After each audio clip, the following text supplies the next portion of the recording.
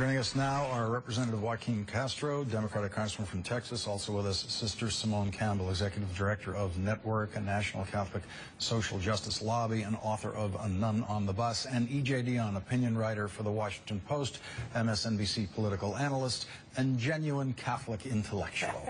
Joaquin Castro, I have to ask you, as the only one among us in the room, what was it like to be in the chamber today? You've been there for State of the Union addresses and other addresses. This was something special.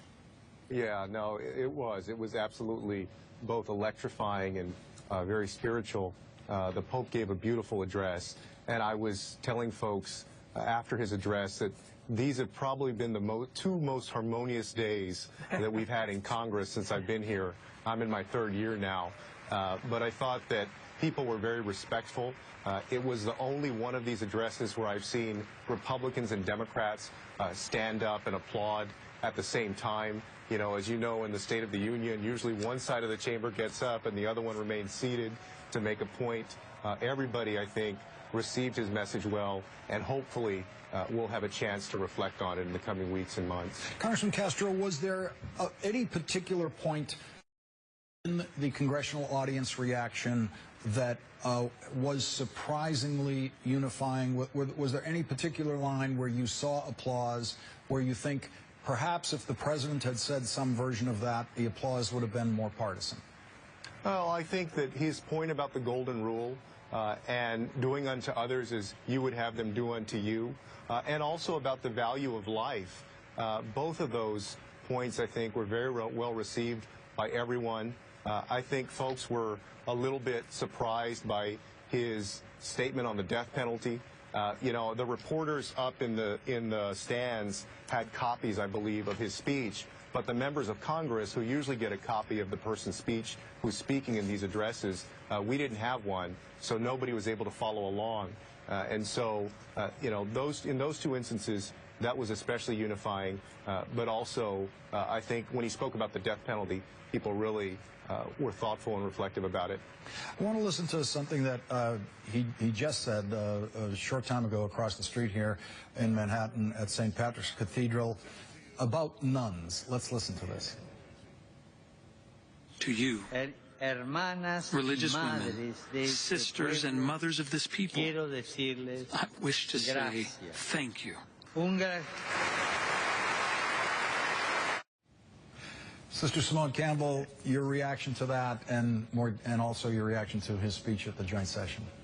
Well, I'm really touched by his response to women religious, and actually it was his speech to Congress. The very last paragraph of his speech really felt like the explanation of our lives as women religious, because like Lincoln, we work for liberty. Like Dorothy Day, we work with those who are most poor and vulnerable. Like Dr. King, we work for justice. And like Thomas Merton, we have a contemplative life. I felt like he summarized my life, and I recognized myself in his speech and the hunger for coming together and being our better selves as a nation. It's been quite a day, quite frankly. I want to listen to something he said about what it means to be a good political leader. Let's listen to his definition of good political leader. A good political leader is one who, with the interest of all in mind, seizes the moment in a spirit of openness and pragmatism. E.J. Dionne, I'm going to have to memorize that one word for word as my answer for the rest of time of what a good political leader is. Wasn't that a perfect description of exactly how things are done now?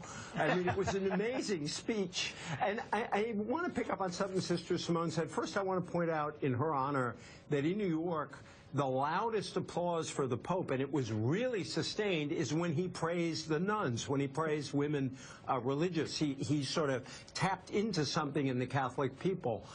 But on his description, there was this emphasis on the common good and on always pursuing it, and also on the need to preserve the dignity of every person.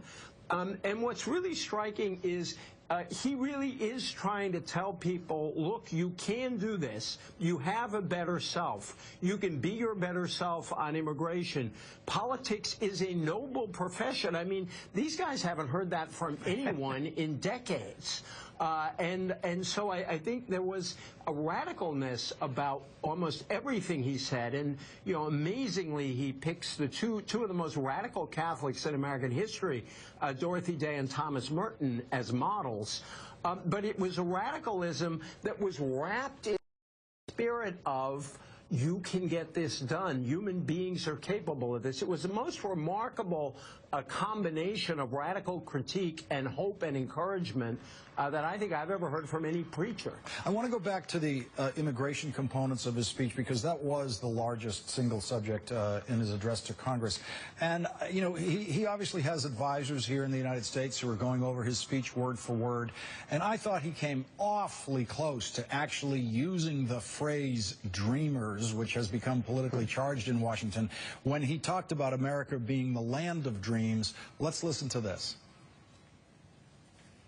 I am happy that America continues to be, for many, a land of dreams.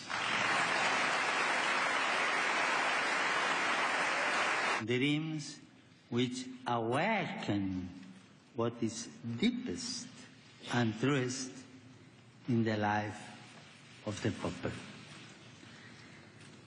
In recent centuries, millions of people came to this land to pursue their dream of building a future in freedom.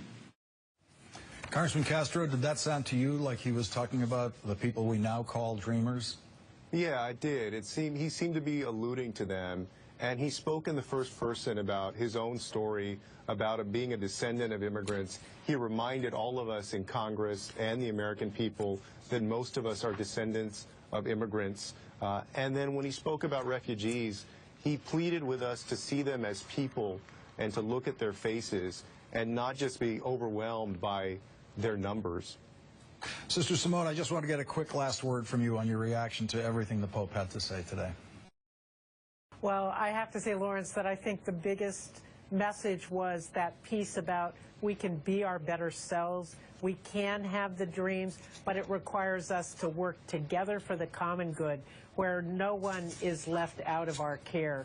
And that call to be our better selves, I mean, when he says we the people, I think he was really referencing the Constitution, and we the people can do this.